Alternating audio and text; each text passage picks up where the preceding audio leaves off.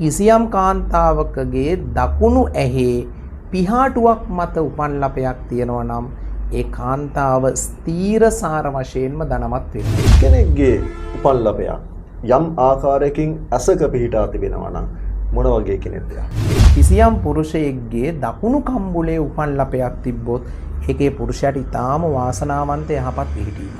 කිසියම් කාන්තාවකගේ උපන් ලපයක් එක දකුණු ඇහි වේවා වම් ඇහි වේවා පොදුවේ ඇහි පිල්ලමක් මත තියෙනවා නම් ස්වාමියාට සලකන හොඳ කාන්තාවක්. ශාස්ත්‍රයේ පිළිබඳව හොඳ දැනීමක් තියෙන කෙනෙක්ට සමීරගේ හඬ සමීර නොදැක අහලා ඒ හඬේ තියෙන ස්වභාවය මත පදනම් වෙලා සමීරගේ ගමන ගැන කියන්න පුළුවන්. මේ බාහිර කන මත උපන් ලපයක් තියෙනවා නම් ඒ කාන්තාව අතිශය ජනප්‍රියතාවයට පත්වීමේ ඉඩකඩ වැඩි කියන සඳහන් වෙනවා. කිසියම් කාන්තාවකගේ මේ පිට කනේ මැද දැන් මේ කියන්නේ කනේ පිට කොටසේ මැද කොටසේම හරියට උපන් ලපයක් පිහිටා තිබ්බොත් ඇය දීර්ඝ කාලයක් ජීවත් වෙන වාසනාවන්ත දරුමුණු පුරන් හදලා සාර්ථක ජීවිතයක් ගත කරන්න ඇයට හේතු වෙනවා. මේ යටිතොල මත යටිතොල ආසන්නයේ ප්‍රදර්ශනාත්මක උපන් ලපයක් තියෙනවා නම් ඒ කාන්තාව හරි සෞන්දර්යාත්මකයි මොනවා හරි හේතුවක් නිසා ඇය ප්‍රසිද්ධියටපත් වෙනවා. කිසියම් කාන්තාවකගේ වම් කම්බුල මත උපන් ලපයක් තියෙනවා නම් ඒක හොඳ ධන යෝගයක්. කළු පාට ඩොට් තියෙනවා නම් ඒක සමාජයේ පුරාතන ඉතිහාසයේ කියනවා කටක් නම් අරින්න එපා ඇස්වහ කටවහ වදිනවා.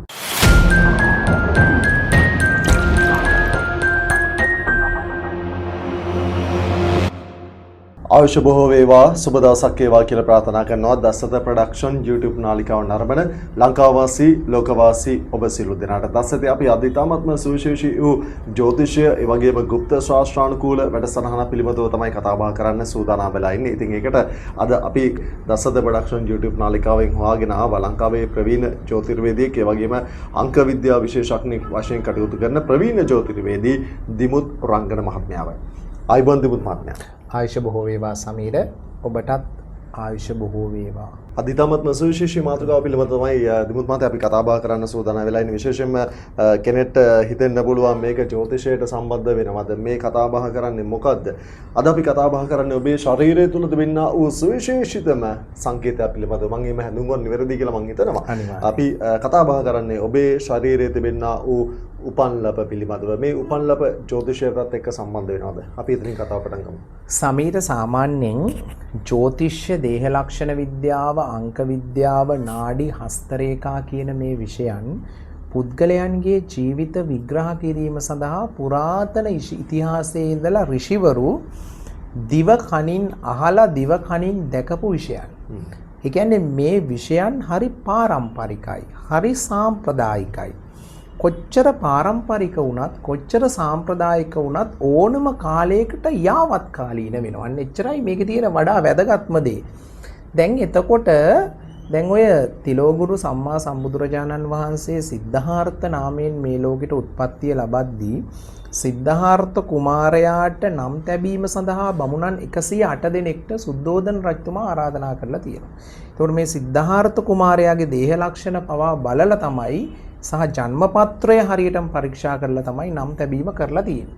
එතකොට මේක අපිට දැන් මෑත කාලේ අපේ රටේ ඉතිහාසයේ අවුරුදු 25000ක් දක්වා එහාට දිව යනවා කියලා අපි විශ්වාස කරනවා. ඒ වගේම මේ සිද්ධාර්ථ ගෞතම බුදුරජාණන් වහන්සේ මේ ලෝකේ පහළ වෙලා ඉන්න කාලෙත් වේදය, ජ්‍යොතිෂ්‍ය වගේ ශාස්ත්‍රයන් මේ විශ්වයේ ලෝකේ තිබිලා තියෙනවා.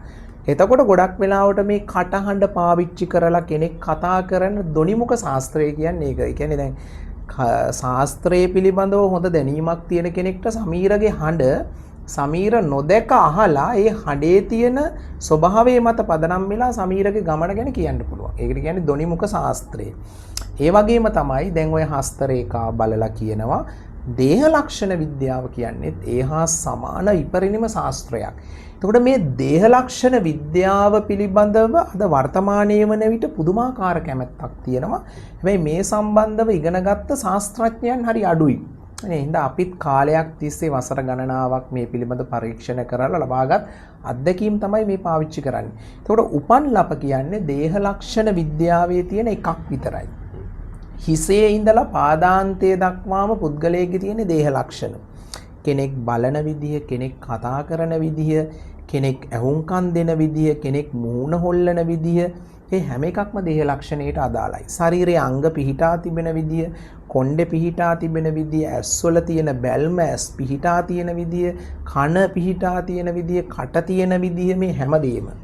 එතකොට උපන් ලප කියන්නේ කෙනෙක් උත්පත්තිය ලබන මොහොතේම හටගන්නා වූ ලප විශේෂයක්. හැබැයි පසුකාලීනව කෙනෙක්ට යම් යම් ආකාරයට දැන් අපි කියන්නේ දැන් ගොඩක් වෙලාවට කෙනෙක්ට ධනයක් ලැබෙන්න තියෙද්දි මේ ධන ලේඛාව දලුලනවා. අපි ඒක දැකලා තියෙනවා. ඒ වගේ තමයි මේ උපන් ලප කියන ඒවත් උපන් ලප උත්පත්තියේදී එන ලප වුණාට මේක පසුකාලීනව කෙනෙක්ට ලැබෙන්න පුළුවන් දේවල් වෙනවා. ඒ නිසා උපතේදී ලැබුණත් පසුකාලීනව ලැබුණත් මෙන්න මේ තියෙන ලප කැලල් ඔයා තුල සහ ඔයාගේ රූපය ඇතුලේ ඔයාගේ ශරීරය ඇතුලේ කොහේ හරි තියෙනවා නම් ඒකේ යම් ප්‍රතිඵලයක් ඍෂිවරු දැකලා තියෙනවා.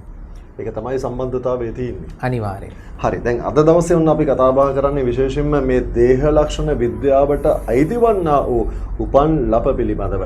දැන් ඔබේ ශරීරයේ සමහරකට හිසේ සිට දෙපතුල දක්වාම ඔබ දන්නවා උපන් ලප තියෙන්නේ කොහෙද කියන එක. මම දන්නවා මගේ උපන් ලප තියෙන්නේ කොහෙද කියන එක. දැන් ඔන්න අපි සූදානම් වන්නේ අද දවසේදී ඔබේ ශරීරයේ තිබෙනා උපන් ලප හරහා ඔබේ ගති ලක්ෂණ පිළිබඳව, ඔබේ ලක්ෂණ පිළිබඳව කතා බහ කරන්න. විශේෂයෙන්ම මේක ටිකක් දිග මාතෘකාවක්. ඒ නිසා අපි කොටස් වශයෙන් කතා බහ කරන්න සූදානම්. අද අපි මුලින්ම කතා බහ කරන්නේ මුහුණ ආශ්‍රිතව යම් කෙනෙක්ගේ උපන් ලප පිහිටා තිබෙනවා නම් එය හරහා ඔබේ තිබෙනා වූ ලක්ෂණ පිළිබඳව.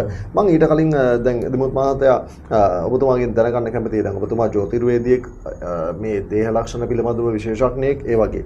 ඇත්තටම මේ උපන් ලප හරහා කෙනෙක්ගේ අනාගතය වර්තමානය කියන්න පුළුවන්කමක් තියෙනවා. සමීර සාමාන්‍යයෙන් උපන් ලප හරහාම කියන්න බෑ. හැබැයි උපන් ලප මේ ශරීරයේ තියෙන පිහිටීම්, කෙනෙක්ගේ බැල්ම, hina වෙන ආකාරය, කතා කරන විදිහ, මේ සියලුම දේහ ලක්ෂණ ඔක්කොම එකට අරන් ජන්මපත්‍රයත් එක්ක බැලුවොත් යම් අනාවකයක් කියන්න පුළුවන්. හරි. අපි එනම් වැඩි කතා බහ නැතුව මේ පිළිබඳව කතා බහ කරමු. අපි මුලින්ම සූදානම් වන්නේ දිමුත් මහත්තයා මේ මුහුණ ආශ්‍රිතව. දැන් මේක ඔබ හොඳට ඔබ අධ්‍යයනය කරන්න. ඔබේ මුහුණේ යම් හෝ අපි මේ කතා කරන තැනක උපන් ලපයක් තිබෙනවා නම් ඒ අනුව ඔබේ කියවෙනා වූ ගති ලක්ෂණ හරිද කියන එක අපි මුලින්ම කතා බහ කරමු. මුහුණ දිහා බැලුවොත් එම ඉස්සෙල්ලාම අපිට අපේ ඇස් යොමු වෙන්නේ ඇස් වලටම තමයි. ඒ කියන්නේ ඇස් දෙක තමයි වඩාත් වටින්නේ දිමුත් මහත්තයා. අපි කතාවට කියනවානේ ඇස් දෙක වගේ පරිසම් කරගන්න ඕනේ කියලා. කෙනෙක්ගේ උපන් ලපයක් යම් ආකාරයකින් ඇසක පිහිටා තිබෙනවා නම් මොන වගේ කෙනෙක්ද? සාමාන්‍යයෙන් කෙනෙක්ගේ උපන් ලපයක් ඇහැක තියෙන්න පුළුවන් එක තැනක් තමයි ඇහි පිල්ලමක් මත. සාමාන්‍යයෙන් සමීර කිසියම් කාන්තාවකගේ උපන් ලපයක් එක දකුණු ඇහි වේවා වම් ඇහි වේවා පොදුවේ ඇහි පිල්ලමක් මත තියෙනවා නම් ස්වාමියාට සලකන හොඳ කාන්තාවක්. ඒක ඒ වගේ කාන්තාවක් විවාහ කරගන්න එක ස්වාමි පුරුෂයාට හරිම යහපත්. ඒ කියන්නේ ඇහි පිල්ලමක උපන් ලපයක් තියෙනවා නම් ඒ කාන්තාව ඉතාමත්ම වාසනාවන්තයි. ඒක වෙනස් වෙනවා මේ සමීර. ගොඩක් වෙලාවට ඔය අපේ ඇස් දෙක තියෙනවනේ දකුණු ඇහැ සහ වම් ඇහැ. එතකොට කිසියම් කාන්තාවකගේ දකුණු ඇහි පිහාටුවක් මත උපන් ලපයක් තියෙනවා නම් ඒ කාන්තාව ස්ථීරසාර වශයෙන්ම ධනවත් වෙනවා. එහෙමත් කාන්තාවකගේ තමයි දකුණු ඇහි පිල්ලමක් මත උපන් ලපයක් තිබිලා දිලින්දියක් බවට පත් වෙලා තියෙන්නේ. ඒක ධනවත් වීමේ පිහිටීමක්. ඒක පසුකාලීනව ආවත්. එතකොට කිසියම් කාන්තාවකගේ වම් ඇහි පිහාටුවක් මත යම් පිහාටුවක් මත කියන්නේ දැන් මේ වම් ඇහි මේ පිහාටු අතර වම් ඇහි අපි කියන්නේ ඇහි පිහාටු අතර ඇහි පිහාටු මත උපන් ලපයක් තියෙනවා නම් කාන්තාවකගේ ඒ කාන්තාව ආගම ධර්මයට ලැබි ඉතාම හොඳ අපි කියන්නේ ආධ්‍යාත්මික ආගමික පැත්ත ප්‍රතිපෝෂණය කරන කාන්තාවක්. දැන් එතෙන්දී මේ දිමුත් මහත්තයා දැන් උපන් ලපය ඒ කියන්නේ ඇස් දෙකටම පොදුයිද එහෙම නැත්නම් වම් ඇහි පිහිටියොත් වෙනස් වෙනවද දකුණු ඇහි පිහිටියොත් වෙනස් වෙනවද? දකුණු ඇහි පිහිටියොත් අනිවාර්යෙන්ම දකුණු ඇහි පිල්ලමක් මත පිහිටියොත් ඇය කාන්තාව ධනවත් වෙනවා. වම් ඇහි පිල්ලමක් මත පිහිටියොත් ආගම ධර්මයට ලැබි වෙනවා. ඉතින් ওই දෙකම හොඳයි. ඇහි පිල්ලමක් මත දකුණු ඇහි හෝ වම් ඇහි පිහිටීම ඉතාම යහපත් සුබ පිහිටීමක්. හොඳයි. අපි ඊට පස්සේ කතා බහ කරමු ඇස් වලින් පිටට ගිහිල්ලා අපිට තවත් සුවිශේෂීතම අපේ ශරීරයට අත්‍යවශ්‍යම දෙයක් තමයි මේ කන් දෙක. කන් වලින් තමයි අපි හැමදාම ශ්‍රවණය කරන්නේ. කන් වල යම් කෙනෙක්ගේ මේ කියන විදියට උපන්ලපයක් පිහිටියොත් ඒක කොහොමද බලපන්නේ? සමීර වෙනම මම කතා කරන්නම් ඔය ඇස්වල තියෙන පිහිටීම වගේම කනේ පිහිටීම. සමහර අයගේ කන් ලොකුයි. හාවන්ගේ කන් වගේ කන් තියෙනවා. සමහර අයගේ කන මේ කනත් බද්ධ වූ කන් සමහර අයට තියෙනවා. සමහර අයට හොඳට එල්ලා වැටෙන කන් තියෙනවා. සමහර අයගේ කන් හරි මහතයි දිගයි. සමහරගේ අය කොටු වගේ කන් තියෙනවා. මේ කනේ ස්වභාවය මත දැන් ඔබතුමා මගෙන් අහන්නේ මේ උපන්ලපවල ලප කැලැල් වල පිහිටීමනේ. සාමාන්‍යයෙන් කන බාහිර කන මැද කන ඇතුල් කන කියලා කොටස් තුනකට වෙන් කරනවා. ඒකට මේ කන් වල උපන්ලප පිහිටියාම දැන් කන මත නම් උපන්ලපේ පිහිටලා තියෙන්නේ මේ බාහිර කන මත නම් කිසියම් කාන්තාවකගේ මේ ඇතුල් කන කියන්නේ මේ කන ඇතුළ. බාහිර කන කියන්නේ මේ කනේ පිට කොටස, එළිය කොටස. මේ බාහිර කන මත උපන්ලපයක් තියෙනවා නම් ඒ කාන්තාව අතිශය ජනප්‍රියතාවයට පත්වීමේ ඉඩකඩ වැඩි කියලා සඳහන් වෙනවා. ඒ වගේම ඇතුල් කනේ කියන්නේ දැන් මේ කනේ පිටනේ මේ ඇතුළ කියන්නේ කනේ ඇතුළ. කනේ ඇතුල් කොටසේ කිසියම් කාන්තාවකගේ උපන්ලපයක් තිබ්බොත් වෛවාහක සම්බන්ධතා හොඳයි. සාර්ථක විවාහ ජීවිතයකට හේතු වෙන බව සඳහන් වෙනවා. ඒ වගේම කිසියම් කාන්තාවකගේ මේ පිට කනේ මැද දැන් මේ කියන්නේ කනේ පිට කොටසේ මැද කොටසේම හරියට උපන්ලපයක් පිහිටා තිබ්බොත් ඇය දීර්ඝ කාලයක් ජීවත් වෙන වාසනාවන්ත දරුමුණු පුරන් හදලා සාර්ථක ජීවිතයක් ගත කරන්න ඇයට හේතු වෙනවා. එතකොට මේ කනේ උපන්ලප තියෙන එකත් බාහිර කන මැද කන ඇතුල් කන කියලා අපි වෙනස් කරොත් ඒක වෙනස් වෙන්න පුළුවන්. දැන් ඒකත් සාමාන්‍යයෙන් පොදුවේ කන් දෙකටම ඒ ලක්ෂණ තමයි පිහිටන්නේ. ඔව්. වෙනසක් නැහැ. වෙනසක් නැහැ. සහ දකුණ කියලා වෙනසක් වෙන්නේ නැහැ. වෙන්නේ නැහැ. හරි. ඊළඟට සමීර බොහෝ දෙනෙක් මේ දකින්න මම දැකලා තියෙනවා ලංකාවේ බොහෝ ජනප්‍රිය නිලියන්ගේ සහ ජනප්‍රිය තලයේ ඉන්න අයගේ මේ යටිතොල මත සහ මේ යටිතොල ආසන්නයේ උපන්ලප තියෙනවා. මේ යටිතොල මත යටිතොල ආසන්නයේ ප්‍රදර්ශනාත්මක උපන්ලපයක් තියෙනවා නම් ඒ කාන්තාව හරි සෞන්දර්යාත්මකයි මොනවා හරි හේතුවක් නිසා ඇය ප්‍රසිද්ධියටපත් වෙනවා. ප්‍රසිද්ධිය කියන්නේ ජනප්‍රියතාවයේ නොවේ. දැන් තමන් කරන දෙයක් අනිත් අය අතර පැතිරිලා යන එක ප්‍රසිද්ධිය. එතකොට ඒක සමහර වෙලාවට ඒ කාන්තාවකගේ ජන්මපත්‍රයේ ගුරු බුද වගේ ග්‍රහයන් බලපත් වෙලා තියෙනවා නම් අය හොඳ පැත්තෙන් ජනප්‍රිය වෙනවා. නරක පැත්තෙන් ප්‍රසිද්ධ වෙන්න පුළුවන්. ඒ නිසා මේ යටිතොල මත ප්‍රදර්ශනාත්මක උපන්ලපයක් තියෙන එක පැත්තකින් ටිකක් පොඩි අවදානමක් තියෙනවා. හැබැයි අර ප්‍රසිද්ධිය අනිත් අය අතර පැතිරිලා යන ගතිය අනිත් අය හඳුනා ඉස්කෝලේක එහෙම ඒ වගේ ළමයෙක් හිටියොත් ඒ ළමයා ජනප්‍රිය වෙනවා. දැන් වැඩ කරන තැනක ඒ වගේ කෙල්ලෙක් හිටියොත් ඒ කෙල්ල ගැන අනිත් අය කතා වෙනවා. අවධානය. මම සමීර දැන් අත්දැකීම් ඇති සමීර දැන් මාධ්‍ය ආයතන ගණනාවකම වැඩ කරලා නැත්නම් එහෙම අය ඔබට මතක් වෙන්නේ නැද්ද? පැහැදිලිව. දැන් එතෙන්දී මම දිමුත් මාතේ කියනවා සමහර කට්ටිය හරි ආසයි මේ උපන්ලපයක් යම් ආකාරයකින් මේ යටිතොල යටින් තියෙනවා නම් හරි. නිකන් අර ඇත්තටම ඔබතුමා කිව්වා වගේ අර කැපිලා පේනවා ටක් ගාලා. හැබැයි සමීර මගේ අත්දැකීම අනුව ඒ යටිතොල මත උපන්ලපේ තියෙන එක සමහර වෙලාවට මම දැකලා තියෙනවා ඒ වගේ කාන්තාවන් 10ක් ගත්තොත් 8ක්ම හොඳ ගෘහණියන් වෙන අවස්ථාවක් තියෙනවා. තමාගේ ස්වාමි පුරුෂයාට හොඳට සලකනවා. හොඳ ආදරණීයයි. ඒ වගේ අය අර ඒක සමහරට අර යටිතොල මත ඒක ගොඩක් අය මම දැකලා තියෙනවා සැලොන් වලට එහෙම ගිහිල්ලා තියාගන්න වගේ අදහස දන්නේ නැහැනේ ඔබ. මේ යටිතොල මත උපන්ලපේ තියාගන්න එකෙන් කියන්නේ එයා ටිකක් අනිත් අය අතර කැපිලා පේන්න කැමති. ඒ වගේම කැපිලා පේන කැරක්ටර් එකක්. ඇත්තටම දැන් අර ඔබ කිව්වනේ තියාගන්නෙත් මෙතනමනේ. ඇයි ඒ තියාගන්නේ? ඇයි අපි අපිට නැති උපන්ලපයක් බලෙන් තියාගන්නේ? මොකටද? අනිත් අයගෙන් ආකර්ෂණය දිනා ගන්න. මටත් මෙහෙම එකක් තියෙනවා කියලා පෙන්වන්න. එතනම අර මම කිව්ව කාරණාව මතුවලා පේනව නේද?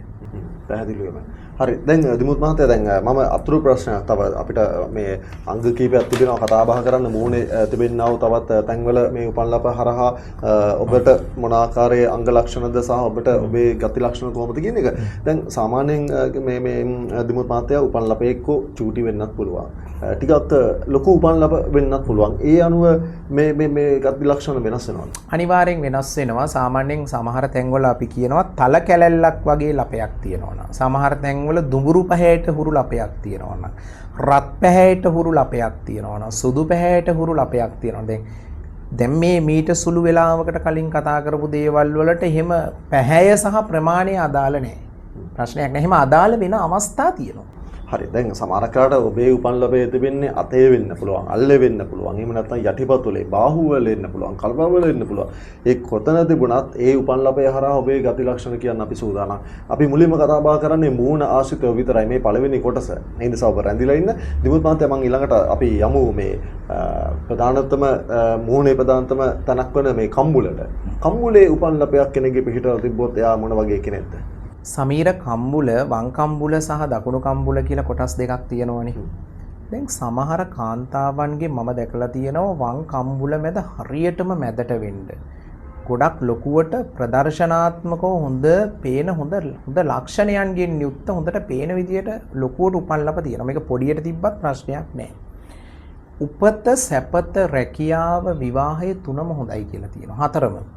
එතකොට සාමාන්‍යයෙන් ඔය ධනය එන තැනක් තමයි වම් කම්බුල මත උපන් ලප පිහිටීමේ ලකුණ. අපිට ඉතින් කම්බුලක හෝ යම් තැනක උපන් ලපයක් තිබ්බා කියලා ජීවිතේ වෙනස් වෙන්නේ නැහැ. හැබැයි මේ ඍෂි භාෂිතයට අනුව කේන්දරයේ මත මේක වෙනස් වෙනවා. කිසියම් කාන්තාවකගේ වම් කම්බුල මත උපන් ලපයක් තියෙනවා නම් ඒක හොඳ ධන යෝගයක්. කේන්දරයේ ධන යෝග තියෙනවා නම් තවත් ඒක සාර්ථක වෙනවා. එතකොට කිසියම් කාන්තාවකගේ දකුණු කම්බුල මත උපන් ලපයක් තියෙනවා නම් බොහෝ දරුවන් ලබනවා. මාතෘත්වයෙන් පිදුම් ලබනවා.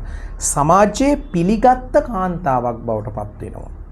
වම්පස උපන් ලපයට වඩා දකුණු පස උපන් ලපේ අර සමාජයේ පිළිගැනීමකට සමාජයේ දැන් කිසියම් කාන්තාවකගේ දකුණු පස උපන් ලපයක් තියෙනවා නම් ඒ කාන්තාව යම් තැනකට ගිහිල්ලා එයාගේ කේන්දරේ ගුරුත් බලවත් වෙලා සෙනසුරුත් බලවත් වෙලා හිටියොත් එයා ගැන හොඳ වර්ණනාත්මක විදියට කතා කරනවා. එයාට හොඳ ගෞරවයක් එකතු කරනවා. එයාට අර අපි කියන්නේ අර පොඩි නිකන් එයාව ටිකක් ඉහලින් ඔසවා තබනවා ගෞරවනීය විදියට. එතකොට දකුණු පස උපන් ලප තියෙන කාන්තාවන්ට ගෞරවනීය විදියට තමාව සමාජයේ ඉහළට ඔසවා තබනවා. ඒක හොඳයි. පුරුෂයෙක්ට කිසියම් පුරුෂයෙක්ගේ දකුණු කම්බුලේ උපන් ලපයක් තිබ්බොත් ඒකේ පුරුෂයාට ඊටාම වාසනාවන්ත යහපත් පිහිටීමක්. දැන් මම බලන් හිටියේ පුරුෂයන්ට කොයි වෙලාවද කියන්නේ කියලා. නැත්නම් කාන්තාවන්ට විතරද මේ උපන් ලපයක් තියෙන එකේ වටිනාකම තියෙන කියලා නේද? මම ඒකටත් සඳහන් කරා. දැන් එතෙන්දී හැබැයි සමීර දැන් ඔබතුමා මගෙන් අහන්න ඉන්න ඊළඟ ප්‍රශ්නේ මම කියන්නද? කිසියම් කාන්තාවකගේ හෝ පුරුෂයෙක්ගේ මේක කාන්තාවකට ගොඩක් වැදගත් දෙපැත්තෙම උපන් ලප තියෙනවා නම් ජීවිතේ අරගලයක් කරලා ඉහළ ජයග්‍රහණයකට යනවා. කියන්නේ මුල් කාලේ සැපට කට්ට කනවා. සැපට කට්ට කාලා ඉහළටම යන ලකුණු තියෙනවා. දැන් ලංකාවේ සමහර නිලියෝ ඉන්නවනේ. එකම එක ප්‍රසිද්ධ ජනප්‍රිය නිලියෙක් ඉන්නවා. ඊටාම වාසනාවන්තයි අය. ඇයගේ hina වෙද්දි මූණ දෙපැත්තම වලගහිනවා. ඒ වගේ ජනප්‍රිය නිලියක් ඉන්නවා. අපිට ප්‍රසිද්ධියේ නම් කියන්න බෑ. ඕන්නම් කියන්නත් පුළුවන් ප්‍රශ්නෙකුත් නෑ. දැන් සමහර කාන්තාවන්ගේ hina වෙද්දි වම් පැත්ත වල ගහනවා. සමහර කාන්තාවන්ගේ මූණ hina වෙද්දි දකුණු පැත්ත වල ගහනවා. ඒක විද්‍යාත්මක වෙනම කාරණාවක් තියෙනවා. හැබැයි මේ නිලිය hina වෙද්දි මූණ දකුණයි වමයි දෙපැත්තම වල ගහනවා. ඔයා දන්නවා. හරිද? ප්‍රේක්ෂකයොත් දන්නවා. ඉතින් ඒක වෙන කතාවක් මං කියන්නේ. ඒක වාසනාවන්තයි. ඒක ලොකු වාසනාවක් තියෙනවා. ඒකේ වාසනාවකුත් තියෙනවා හොඳ දේවල් වැඩි.